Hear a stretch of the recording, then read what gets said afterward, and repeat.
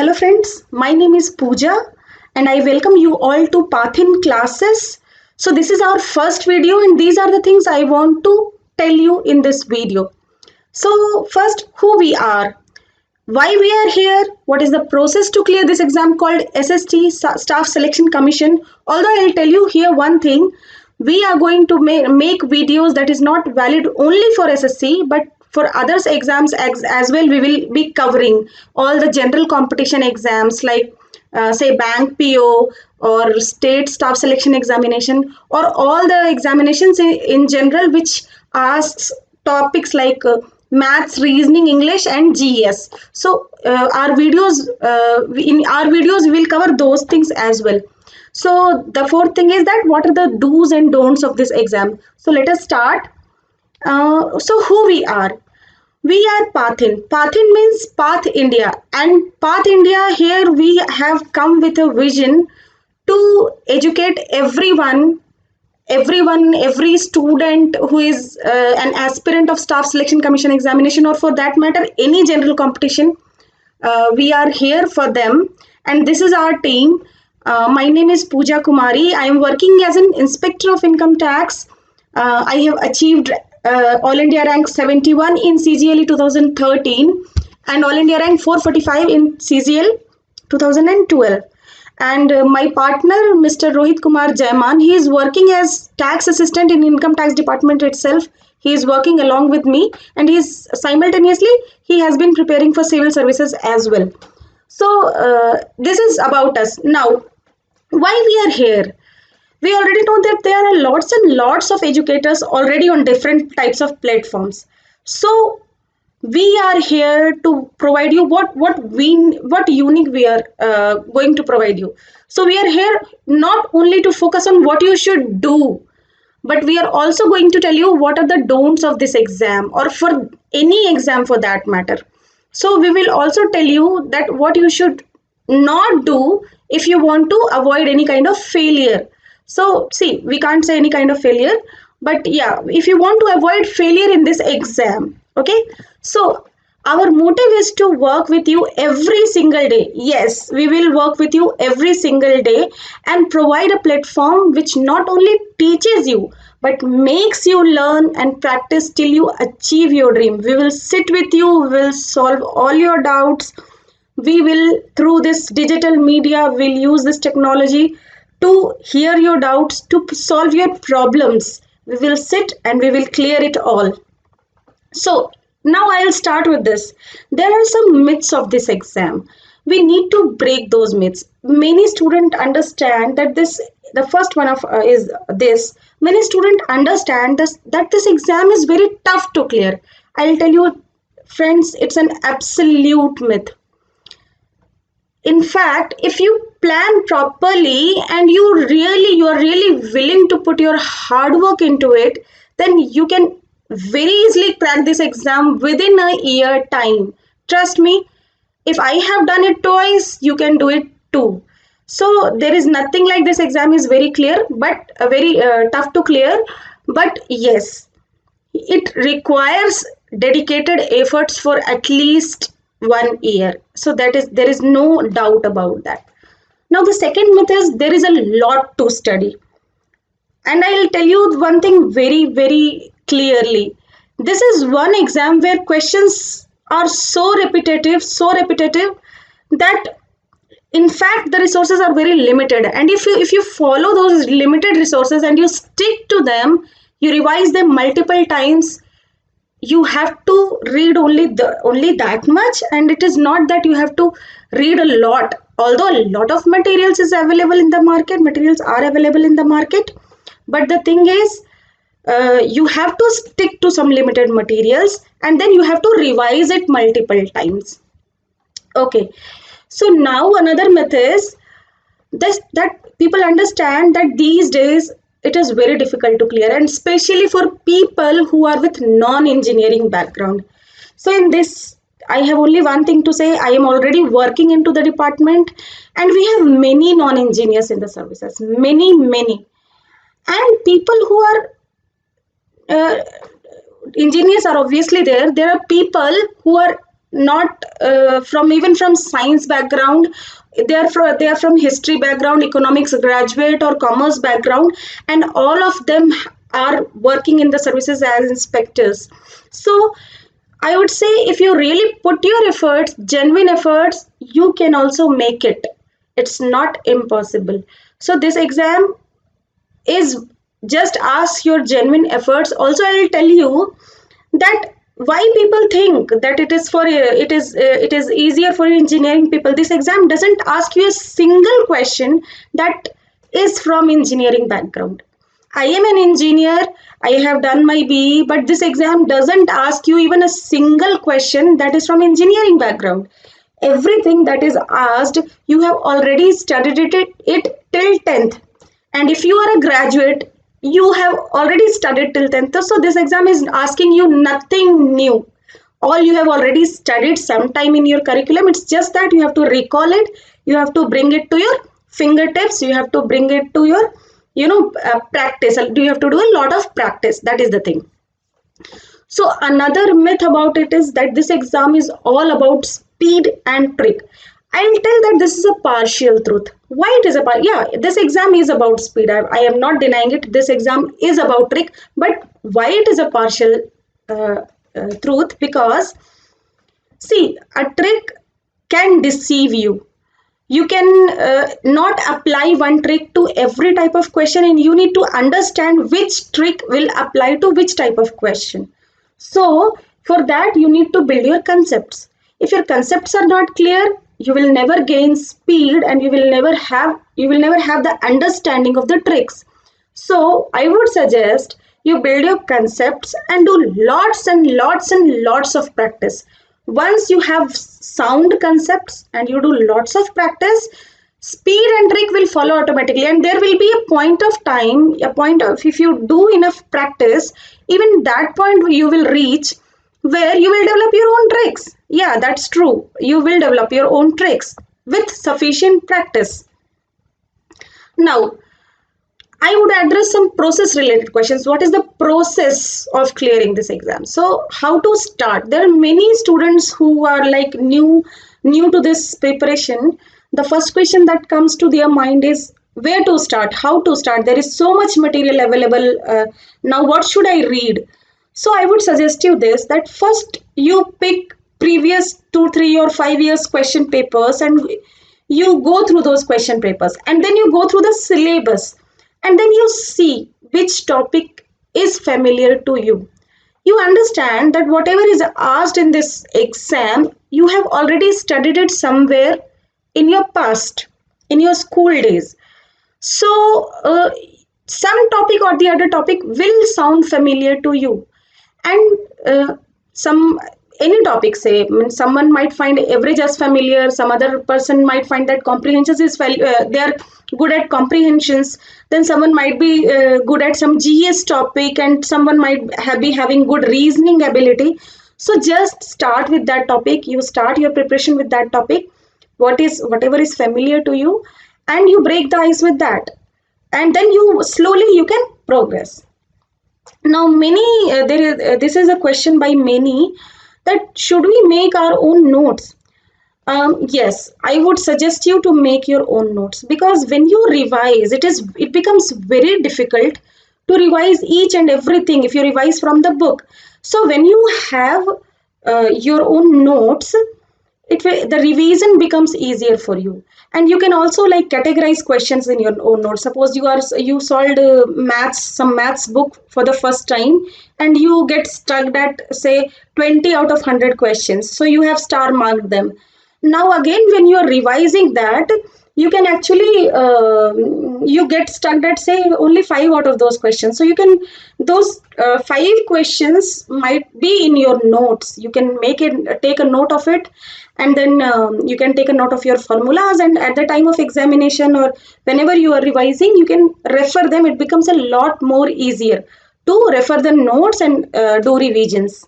Okay, so now I'm going to address some process related question, which is like many students, when I cleared my exam, and some of the students, some outsourced people work in my department, and they ask these questions like, can I take maths and finish it and then start with English, or can I take GK and finish it and then start with maths, something like these questions. So I will say it's a big no. You should not do like this, because once you take a subject, you finish it, it easily takes 3 to 4 months. And suppose you take maths, it will take 2 to 3 months at least to finish that subject even once. By the time then you pick the second subject, again it takes 2 to 3 months. So by the time you finish your second subject, you would have forgot everything that was related to your first subject. Now, so there was no use of the efforts that you put initially. So you have to take all the subjects at a time. But yes, what you have to do, you have to do a proper analysis of input to output ratio. Now what do I mean by this? See, this exam, tier 1 and tier 2 specifically, I'll talk about. Tier 1 and tier 2 together makes 600 marks, out of which 500 is only for English and mathematics. Now, when I say 500 is for English and mathematics, and only 100 marks is for reasoning and GS. GS takes a lot of time, lot of time. So when you see your input is to output ratio, GS might take a lot of time, but the number of marks you are going to fetch out of it is really less. So I would suggest you divert some of this time to other subjects like English and maths and get more output there. It's as simple as this. You have more fertile land, you get more crops from it. Similarly, English and maths are fertile subjects in this exam. You can fetch more marks into it. GK is it will take a lot of effort, so you cannot avoid it for sure. But yeah, you have to put time wisely over there. Okay. So this way you can analyze what is your input is to output ratio, and you can accordingly work like that. Okay. So the next thing is then how to study. There are many students who say how to study. So these are the 3 things that you have to follow. Okay. Analyze your weak subjects. Analyze your weak subjects. So someone might be having say English as weak. Okay. So if their English is weak, they should put more efforts into English. Analyze input to output ratio. This is what I have explained just now. And then divide your time based on the above 2 analysis. So based you have your time, like suppose you are targeting 2020 exam. So you have say 1 year from now for the exam. And then this 1 year, rather than giving 3 months to each subject, you give more time to maths and English. Slightly less time you can give to GS, and reasoning is something which takes even lesser time. So similarly, you can divide your time. Now, next question is, what next we are going to cover? Do's and don'ts of the exam. So what are the do's of this exam? I cannot emphasize it more. You must follow limited resources only. Don't go into too many books. You must follow limited resources, and then you'll stick to those resources. You revise it multiple times. Revision is the key. Do multiple revisions. You have to revise multiple times. Another thing I want to emphasize is you have to solve previous year's papers. You cannot avoid this. You simply cannot afford to avoid this, because many questions are repeated. And once you solve even if they are not repeated, they will be presented to you in a just slightly changed manner with some changed data or something, but the essence of the question will be same. So, and the third thing is that divide your time wisely after going into we have already discussed this input to output ratio analysis. Another thing is you should do lots and lots of self study. Why I have written it here? Because there is no substitute to self study. There is absolutely no substitute. No coaching, no material, no video, no following some teacher or XYZ is going to help you as much as this one thing. You have to do your self study. Okay. See, in a coaching, 500 students read, but only 5 clear. Why? Because those 5, everyone was reading, was going into a coaching, no. But those 5 students, they worked on themselves. They did a lots of self study, and don't overdo, video seeing on YouTube also. See, you spend a lot of time on YouTube, you spend a lot of time in your following different videos, following different channels, but ultimately you have to practice. For that, you have to work on yourself. This is very important. So please do lots of self study. Now, after completing the syllabus once, you must start practicing the test papers and previous year question papers in a time bound fashion. The exam asks you to complete 100 questions tier 1, 100 questions in 2 hours. You should start practicing it at in that fashion only, in a time bound manner only, because see, you have to gain speed once your syllabus is done, your accuracy is done. You have to gain speed, you have to work in a test like environment, then only you can expect that your results will come. Okay, so you have to practice in a time bound fashion. Now, evaluate yourself regularly and work on your weak points. So suppose after 2 tests you discover that you are weak at trigonometry, so you have to do that evaluation, that you are not fetching marks, you are not able to get good marks in trigonometry, you are not able to solve questions of trigonometry.